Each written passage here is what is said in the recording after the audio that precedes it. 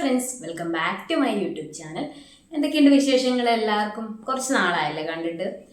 ഒരു 1 വീക്കായിട്ട് എനിക്ക് കുറച്ച് ഹെൽത്ത് ഇഷ്യൂസും കാര്യങ്ങളൊക്കെ ആയിരുന്നു. അപ്പോൾ വീഡിയോ ഒന്നും എടുക്കാനും ഒന്നും പറ്റിയില്ല. അതുകൊണ്ടാണ് ഇപ്പോൾ ഒരാഴ്ച കഴിഞ്ഞു വീഡിയോസ് ഒക്കെ അങ്ങനെ പ്രോപ്പറായിട്ട് അപ്ലോഡ് ചെയ്തിട്ട്. അപ്പോൾ ഒരാഴ്ചത്തെ ടൈമിന് ശേഷം ഞാൻ വീണ്ടും എത്തിയേക്കുവാണ്. എന്തൊക്കെയുണ്ട്? എല്ലാവർക്കും സുഖം തന്നെയല്ലേ? കാര്യങ്ങളൊക്കെ അടിപൊളിയായിട്ട് പോകുന്നില്ലേ? ഹാപ്പി അല്ലേ? എനിക്ക് കുഴപ്പമില്ല, ഞാനിങ്ങനെ ഓക്കെ ആണ്, ഇപ്പം ഓക്കെ ആണ്. കുറച്ച് നാൾ മുമ്പ് OTT റിലീസായ മൂവിയാണല്ലേ പൈങ്കിളി എന്ന് പറയുന്നത്. ആ സിനിമ നിങ്ങൾ എല്ലാവരും കണ്ടിട്ടുണ്ടാവും എന്ന് ഞാൻ വിചാരിക്കുന്നു. ചിലർ തിയേറ്ററിൽ കണ്ടിട്ടുണ്ടാവും, അല്ലാത്തവർ ഇപ്പോൾ OTT റിലീസായപ്പോൾ കണ്ടിട്ടുണ്ടാവും എന്ന് ഞാൻ വിചാരിക്കുന്നു. സിനിമയെ കുറിച്ചിട്ടോ അതിൻ്റെ കഥയെ കുറിച്ചിട്ടോ ഒന്നും സംസാരിക്കാനല്ല ഞാൻ വരുന്നത്. നിങ്ങൾക്ക് അറിയാം ഞാൻ ഏത് തരത്തിലായിരിക്കും സംസാരിക്കുക എന്നുള്ളത്. സിനിമയുടെ ഷീബ ബേബി എന്ന് പറഞ്ഞിട്ടുള്ള അനശ്വര ചെയ്ത ക്യാരക്ടർ നമുക്ക് ഭയങ്കര ഒരു ലൗഡായിട്ടുള്ള ഒരു ക്യാരക്ടറായിട്ടാണ് നമുക്ക് തോന്നുന്നത്. ഇതെന്താ ഈ പെണ്ണിങ്ങനെ കാണിക്കുന്നതെന്ന് തോന്നുന്ന തരത്തിലുള്ള ഒരു ക്യാരക്ടറാണല്ലേ. അനശ്വര ഇതുവരെ ചെയ്യാത്ത തരത്തിലുള്ള ഒരു ക്യാരക്ടറാണ്. അനശ്വര എല്ലാ തരത്തിലുമുള്ള ക്യാരക്ടർ ചെയ്യുന്ന എനിക്കിഷ്ടമുള്ള ഒരു ആക്ട്രസ് അനശ്വര. നല്ല ബോൾഡ് ആയിട്ടുള്ള ക്യാരക്ടേഴ്സ് ആണെങ്കിലും അല്ലെങ്കിൽ കുറച്ച് ചൈൽഡിഷ് പോലത്തെ ക്യാരക്ടേഴ്സ് ആണെങ്കിലും ഒക്കെ കൈകാര്യം ചെയ്യാൻ ഒരു മിടുക്കിയാണ് അനശ്വര. പക്ഷെ ഈ ഒരു ക്യാരക്ടേഴ്സ് അവർ ഇതുവരെ ചെയ്തതിനാന്ന് ഭയങ്കര ഡിഫറെൻ്റ് ആയിട്ടുള്ള ഒരു ക്യാരക്ടറാണ്. ഒരു ലൗഡ് ഇൻ ദ സെൻസ് ഭയങ്കര ഓവർ ആക്ടിങ് നമുക്ക് തോന്നുന്ന രീതിയിലുള്ള അഭിനയമാണ്. അങ്ങനെയാണ് നമുക്ക് തോന്നുന്നത്. കാരണം ആ ക്യാരക്ടർ അങ്ങനെയാണ്. ഒരു സമയത്ത് ഇപ്പം എനിക്ക് ആദ്യം മനസ്സിലായിട്ടുണ്ടായില്ല ഇതെന്താ ഇങ്ങനെയെന്ന്. പിന്നെയാണ് എനിക്ക് മനസ്സിലായത് ആ ഒരു ഫ്ലോയിൽ ഇരിക്കണം ഈ സിനിമ, എങ്കിലേ നമുക്ക് ഈ സിനിമ കാണാൻ പറ്റുള്ളൂ എന്നുള്ളത്. എന്നിട്ട് ഞാൻ ആ ഒരു ഫ്ലോയിൽ ഇരുന്നാണ് ഇവരെ കണ്ടത്. അങ്ങനെ ഫുൾ കണ്ടു തീർത്തു. അപ്പോഴെനിക്ക് മനസ്സിലായ ഒരു കാര്യം എന്തെന്നാന്ന് വെച്ചാൽ, നമ്മുടെ നാട്ടിൽ ഇതുപോലത്തെ ഗേൾസ് ഉണ്ട്. ചിലപ്പോൾ ഞാനോ നിങ്ങളോ നിങ്ങൾക്ക് പരിചയമുള്ളവരോ ഒക്കെ ആയിരിക്കും ഇങ്ങനെ ഒരു കുട്ടി. നമുക്കിതിൽ മനസ്സിലായെന്ന് വെച്ചാൽ മൈനറാണ്, 18 വയസ്സാവാത്ത ഒരാളാണ് അനശ്വരയുടെ ക്യാരക്ടർ. സ്കൂളിലൊക്കെ പഠിക്കുന്ന ഒരു കുട്ടിയായിരിക്കും. അപ്പോൾ അതിൻ്റെ ബാക്ക്ഗ്രൗണ്ടും കാര്യങ്ങളും എങ്ങനെയാന്ന് വെച്ച് കഴിഞ്ഞാൽ നിങ്ങളൊക്കെ കണ്ടിട്ടുണ്ടാവുന്നുള്ള വിശ്വാസത്തിൽ ഞാൻ സ്പോയിലേഴ്സായിട്ട് പറയാണ്.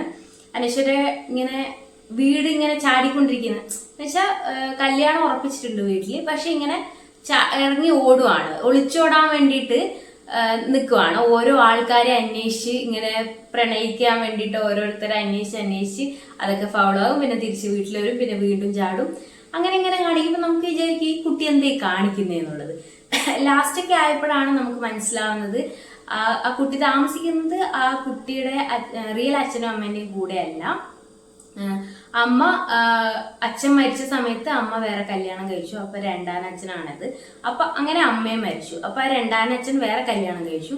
അത് അവരുടെ വൈഫാണ്. അപ്പൊ ആക്ച്വലി അവര് ഒരു ഓർഫണാണ്. എന്നുവെച്ചാൽ റിയൽ ആയിട്ടുള്ള അച്ഛനും അമ്മയും അല്ല.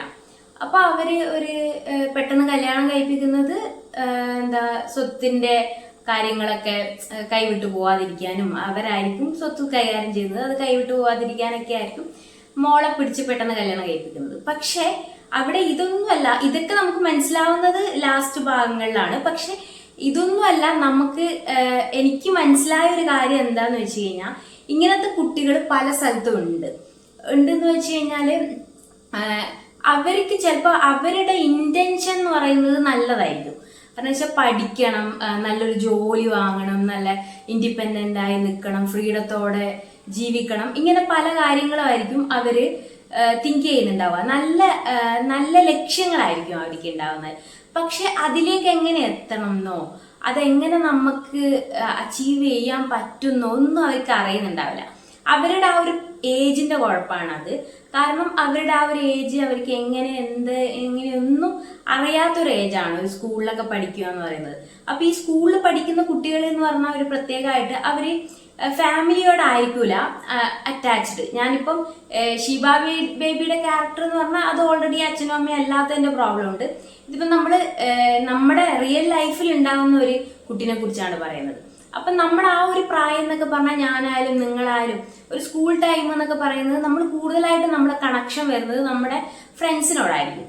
കാരണം നമ്മുടെ ഒരു ബോയ്സ് ആയാലും ഗേൾസ് ആയാലും ഒരു ടീനേജ് ആണല്ലോ ആ ഒരു ഏജ് എന്ന് പറയുന്നത്. അപ്പോൾ ആ ഒരു ടൈം എന്ന് പറഞ്ഞാൽ നമ്മൾ ആ ടീനേജ് വരെയാണ് ഫാമിലിയായിട്ട് ഭയങ്കര ഒരു അടുപ്പവും കാര്യങ്ങളും ഉണ്ടാവും. അത് കഴിഞ്ഞ് നമ്മൾ കൂടുതലായിട്ടും ഫ്രണ്ട്സിനോടായിരിക്കും. എല്ലാവരും അങ്ങനെ ആവണം എന്നില്ല, പക്ഷെ കൂടുതൽ പേരും അങ്ങനെയാണ്. അപ്പൊ അങ്ങനെ ആയതുകൊണ്ട് തന്നെ ഫ്രണ്ട്സ് എന്ത് പറയുന്നു, നമ്മുടെ ഫ്രണ്ട്സ് നീ അങ്ങനെ ചെയ്യും, നീ അങ്ങനെ പോവുക, അങ്ങനെ ഇങ്ങനെ ആയാൽ നിനക്ക് ഇത് ഇഷ്ടമുള്ള പോലെ ഇങ്ങനെ ചെയ്യാം എന്ന് പറയുമ്പോൾ നമ്മൾ അതൊക്കെ വിശ്വസിച്ചിട്ട് നമുക്ക് വേറെ പറയാനോ അറിയാനോ ഒന്നും ആരില്ല. അപ്പം നമ്മൾ കൂടുതലൊന്നും ചിന്തിക്കാതെ, നമുക്ക് അറിയില്ല, നമ്മുടെ ആ പൊട്ട ബുദ്ധിയിൽ നമ്മൾ അങ്ങനെ ഓരോ പൊട്ടത്തരങ്ങൾ കാണിച്ചു വെക്കും. അങ്ങനെ കാണിക്കുന്നതാണ് ഷിബ ബേബി എന്ന് പറഞ്ഞിട്ടുള്ള അനശ്വരേന്റെ ക്യാരക്ടർ എന്ന് പറയുന്നത്. ആ കുട്ടിയുടെ ഇന്റൻഷൻ വളരെ നല്ല ഇന്റൻഷൻ ആണ്.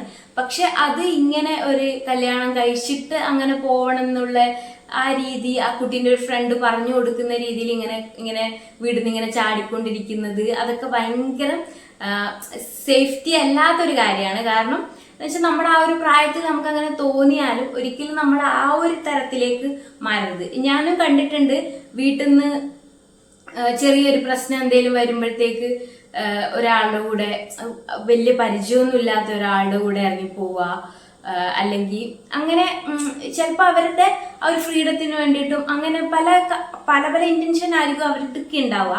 പക്ഷെ അവർ ആ പെട്ടെന്ന് തോന്നിയ കാര്യം കൂടുതൽ ചിന്തിക്കാതെ അങ്ങനെ എടുത്തു ചാടിയുള്ള പല കാര്യങ്ങളും ഉണ്ടാവും. കാരണം ആ ഒരു പ്രായം എന്ന് പറഞ്ഞാൽ എടുത്തുചാട്ടത്തിന്റെ പ്രായം തന്നെയാണ്. അതുകൊണ്ട് തന്നെ അങ്ങനെ പല കാര്യങ്ങളും ഉണ്ടാവും. അങ്ങനെ ഉണ്ടാവുന്നത് പിന്നെയാണ് അവർക്ക്, പിന്നെ ഏജ് വരുമ്പോഴാണ് അവർക്കത് റിയലൈസ് ആവുന്നത്, ഇങ്ങനെയൊക്കെ ചെയ്യണ്ടായിരുന്നു, അതൊക്കെ എനിക്ക് അബദ്ധം പറ്റിപ്പോയി എന്ന് പറയുന്നത്. ഞാൻ ഓൾറെഡി നിങ്ങളോട് പറഞ്ഞിട്ടുണ്ട്, ഞാൻ ഭയങ്കര ചൈൽഡ്ഹുഡിൽ ഭയങ്കര പ്രോബ്ലം, സ്കൂൾ ടൈമൊക്കെ ഭയങ്കര പ്രോബ്ലം ഉണ്ടായിരുന്നു ഞാൻ. അപ്പൊ എനിക്ക് ഈ അനശ്വരയുടെ ക്യാരക്ടർ ഭയങ്കരമായിട്ട് എനിക്ക് റിലേറ്റ് ചെയ്യാൻ പറ്റി. കാരണം എന്താണെന്ന് വെച്ച് കഴിഞ്ഞാൽ ഞാനും അതുപോലെ പഠിക്കണം, ജോബ് വാങ്ങണം, നല്ല രീതിയിൽ ഇതാവണം, ഇൻഡിപെൻഡൻ്റ് ആയി ജീവിക്കണം എന്ന് തിങ്ക് ചെയ്ത ഒരാളായിരുന്നു. പക്ഷെ എന്തുകൊണ്ടോ എനിക്ക് ഇത്തരത്തിലുള്ള ചിന്തകളൊന്നും വന്നില്ല. എന്തൊക്കെയോ കൊണ്ട്, ഭാഗ്യം എന്താണെന്നറിയില്ല എനിക്ക്. അതിപ്പോ ഞാൻ ചെയ്തത് ഞാൻ വലിയ കാര്യമാണോ, ആ ഒരു അങ്ങനെ ചെയ്യുന്ന കുട്ടികൾ മോശമാണെന്നോ ഒന്നുമല്ല ഞാൻ പറയുന്നത്. പക്ഷെ എന്തോ എനിക്ക് അങ്ങനെ ഒരു കല്യാണം, കാരണം എൻ്റെ വീട്ടിലെ പ്രോബ്ലംസ് ഒക്കെ കണ്ടത് കൊണ്ടാവണം, മാരേജ് എന്ന് പറഞ്ഞ സിസ്റ്റം പെട്ടെന്ന് മാരേജിലേക്ക് പോയി അവർ കുറെ ഫ്രീഡം തരും, സന്തോഷം തരും എന്നുള്ള ഒരു ഇത് എനിക്കില്ലായിരുന്നു. അപ്പൊ അതുകൊണ്ടാണെന്ന് തോന്നുന്നു ഞാൻ ആ വഴിക്ക് പോവാൻ.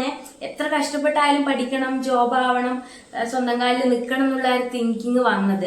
അപ്പൊ എനിക്കിത് പറയാനുള്ളത്, നിങ്ങളിപ്പോ ഈ ഒരു ഏജിലുള്ള കുട്ടികളാണെങ്കിലോ, നിങ്ങൾക്ക് നിങ്ങളുടെ പരിചയത്തിലുള്ള ആൾക്കാരാണെങ്കിലോ, നിങ്ങൾക്ക് ഇതുപോലത്തെ കുട്ടികൾ, ആ ഒരു ഏജിലുള്ള കുട്ടികളുള്ളവരാണെങ്കിലോ, ഏത് ജെൻഡറിലോ എങ്ങനത്തെ ആൾക്കാരാണെങ്കിലും എനിക്ക് പറയാനുള്ള എന്താന്ന് വെച്ച് കഴിഞ്ഞാല്,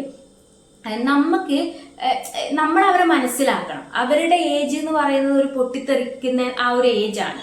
അപ്പൊ അവർ നമ്മളോട് പൊട്ടിത്തെറിക്കുമ്പോൾ നമ്മൾ തിരിച്ചു പൊട്ടിത്തെറിച്ച് കഴിഞ്ഞാല് നമ്മളവിടെ തോറ്റു പോവുള്ളൂ. കാരണം എന്ന് വെച്ച് കഴിഞ്ഞാൽ അവർ ആ രീതിയിലാണ് സംസാരിക്കുക. അവര് ജയിക്കാൻ വേണ്ടിയിട്ട് എന്തും അങ്ങനെ പറഞ്ഞിതാക്കി സംസാരിക്കും. എനിക്ക് ഓർമ്മയുണ്ട്, ഞാൻ എൻ്റെ അമ്മേനോടൊക്കെ സംസാരിച്ചത് എങ്ങനെയാണ്. അതൊക്കെ കുറച്ച് കഴിഞ്ഞ് ഞാൻ ആലോചിച്ചിട്ട് എനിക്ക് ഗിൽട്ട് അടിച്ചിട്ടുണ്ട്. ഞാൻ ഇങ്ങനെയൊക്കെ സംസാരിക്കണമായിരുന്നു അമ്മേനോട് ദേഷ്യം പിടിച്ചിട്ട്. പക്ഷെ ആ സമയത്ത് നമ്മൾ അങ്ങനെ ആയിപ്പോയി. നമ്മുടെ ഹോർമോണൽ പ്രോബ്ലംസും ഒക്കെ ഉണ്ടാവും അതിനൊരു കാരണം. പിന്നെ കുറച്ച് നമ്മുടെ സ്വഭാവം ഉണ്ടാവും. അപ്പോൾ ഇങ്ങനെ ഉള്ളവരും സൊസൈറ്റിയിലുണ്ട്. അപ്പൊ നമ്മൾ ഇങ്ങനെയുള്ളവരെ നമ്മൾ ആ കുട്ടി മോശമാണ്, ആ കുട്ടി പോക്കാണ്, ആ കുട്ടി അങ്ങനെയാണ് ഇങ്ങനെയാണ് എന്ന് പറയുന്നതിന് പകരം നമ്മൾ ഏതൊരാൾക്കും നമ്മൾ അറിയാത്തൊരു സൈഡ് ഉണ്ടാവും. അങ്ങനെ ഒരു സൈഡാണ് ഈ ഷിബ ബേബി എന്ന് പറഞ്ഞിട്ടുള്ള അനശ്വരേന്റെ ക്യാരക്ടറിന്റെ അവസാനം കാണിച്ചത്. സ്വന്തം നമുക്ക് നമ്മുടെ അച്ഛനും അമ്മയും തന്നെ നല്ലതല്ലെങ്കിൽ പോലും നമുക്ക് അവരോട് ജീവിക്കാൻ പറ്റില്ല.